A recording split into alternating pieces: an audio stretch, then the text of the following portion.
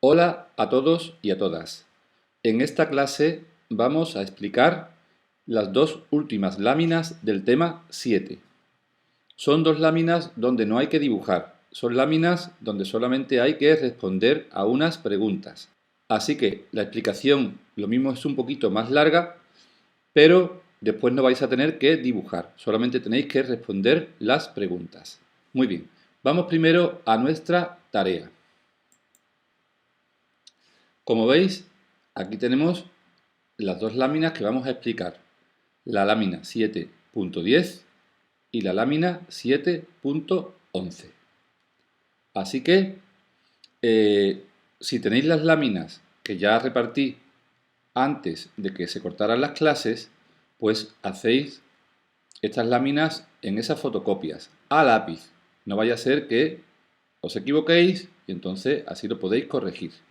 Si no tenéis las láminas, pues ya sabéis, las podéis imprimir en casa o en la papelería y en el caso de que no podáis imprimirlas, no pasa nada, las podéis copiar a mano en una hoja de papel, preferiblemente que sea blanca y a tamaño A4. Si no tenéis blanca, pues a cuadrito, no pasa nada tampoco. Lo que sí es muy importante es que se vea vuestro nombre a bolígrafo claramente, que no esté fuera de la foto. Muy bien, pues vamos a pasar a las láminas. Esta es la lámina 7.10 sobre polígonos. Fijaros que nos dice identificar los siguientes polígonos, indicando si son regulares o no son regulares. Así que hay dos preguntas. Primero saber cuál es el polígono y después decir si es regular o no es regular. Entonces, aquí tenemos una serie de figuras, las tenemos que ver y decir cuántos lados tiene, cómo se llama el polígono y si es regular o no es regular. Vamos a poner un ejemplo y los demás los hacéis vosotros.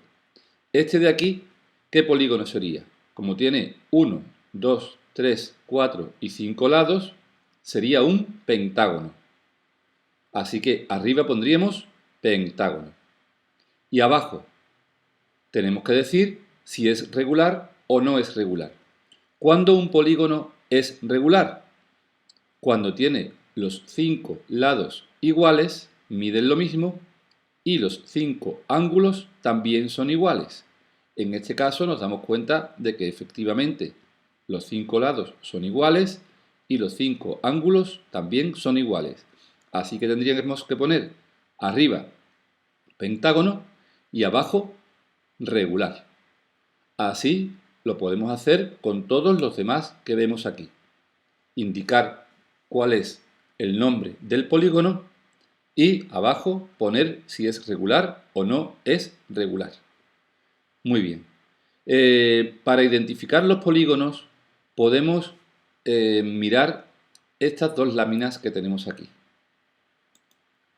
Por un lado tenemos esta que es sobre los cuadriláteros, que ya vimos hace un tiempo, donde tenemos los cuadriláteros paralelogramos, como el cuadrado, rectángulo, rombo y romboide.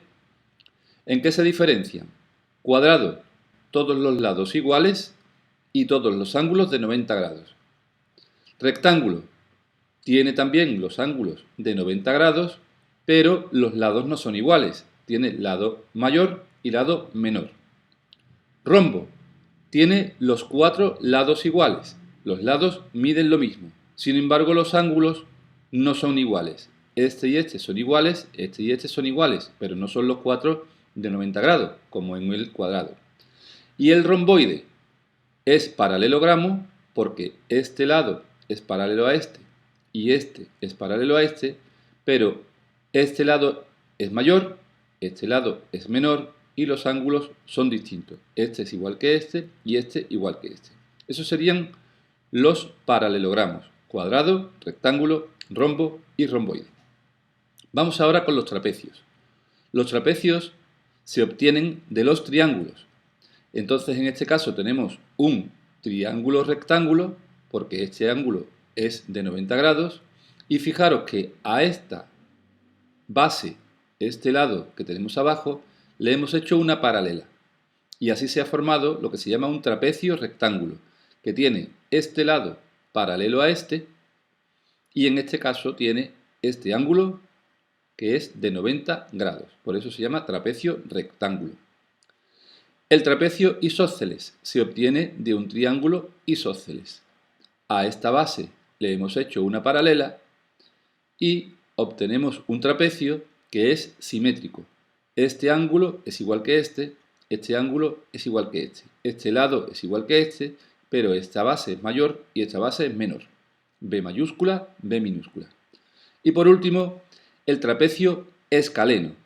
El trapecio escaleno se obtiene de un triángulo escaleno. Tenemos la base mayor, la base menor, que son paralelas, y como vemos, no cumple nada de los anteriores. Los ángulos son los 4 distintos y los lados también los 4 distintos. Esos son los trapecios. Y ya el último que nos quedaría sería el trapezoide. El trapezoide es un cuadrilátero que no cumple ninguna regla especial. Tiene 4 lados distintos y 4 ángulos distintos. Y ese sería el trapezoide. Esos serían los cuadriláteros. También vimos los polígonos regulares, que ya hemos dicho que son los que tienen los lados iguales y los ángulos iguales. Así que, si tiene 3 lados, es el triángulo equilátero. Si tiene 4 lados, es el cuadrado. Si tiene 5 lados, ya lo hemos visto antes, es el pentágono regular. Hexágono, que también lo hemos dibujado. Y ya después, si tiene 7, le llamamos heptágono. Si tiene 8, le llamamos octógono. Si tiene, por ejemplo, 10, le llamaríamos decágono.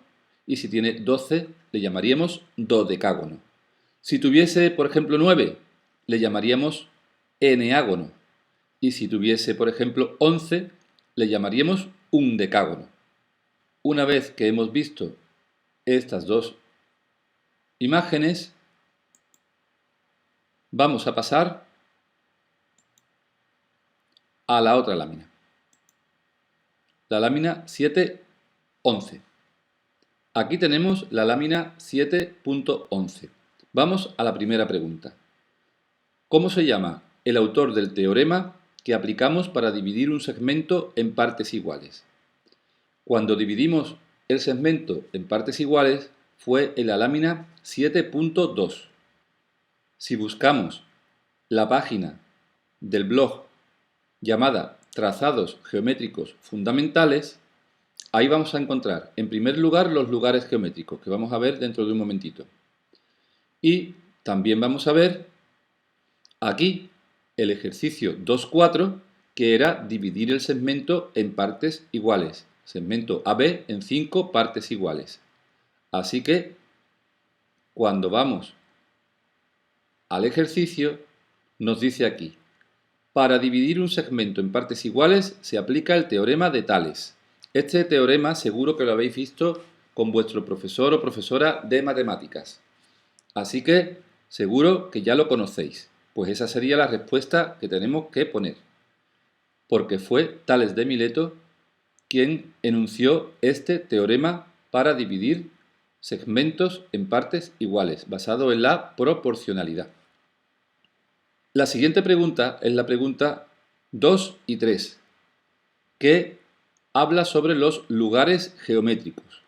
Aquí también volvemos a los trazados geométricos fundamentales y aquí, en lugar geométrico, nos dice cuál es la definición del lugar geométrico y en esta imagen vemos distintos lugares geométricos: la circunferencia, la mediatriz y la bisectriz, que ya las hemos dibujado. Hemos dibujado la mediatriz, hemos dibujado la bisectriz.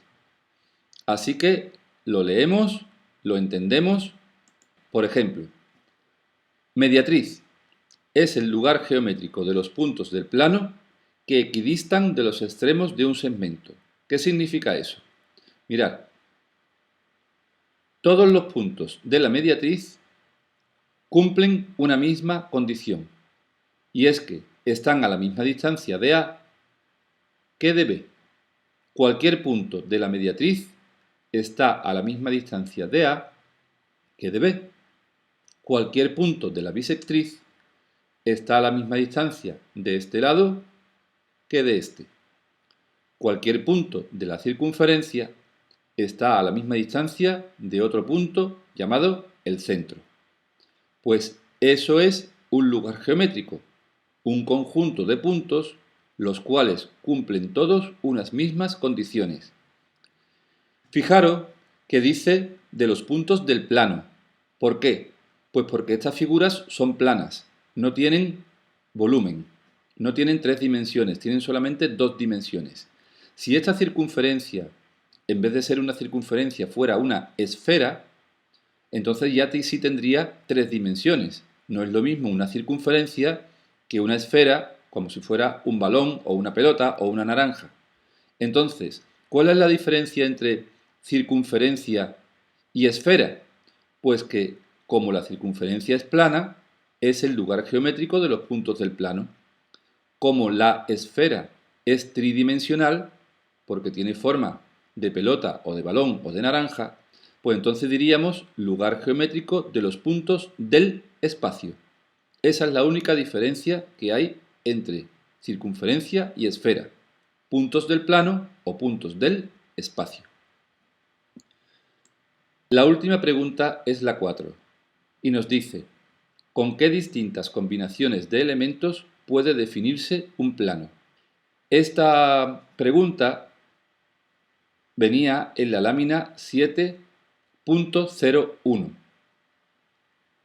En este vídeo yo os explicaba cómo se podía obtener un plano, dependiendo de los elementos. Si era mediante 2 rectas, si era mediante una recta y un punto, 2 rectas paralelas, etc. Muy bien, pues eso es todo y espero que podáis encontrar las respuestas a todas las preguntas. Vamos a escribirlas con lápiz por si nos equivocamos y tenemos que corregirlas, y también limpito y con buena letra. Muy bien, pues cualquier duda ya sabéis que me podéis preguntar. Un abrazo a todos y mucho ánimo.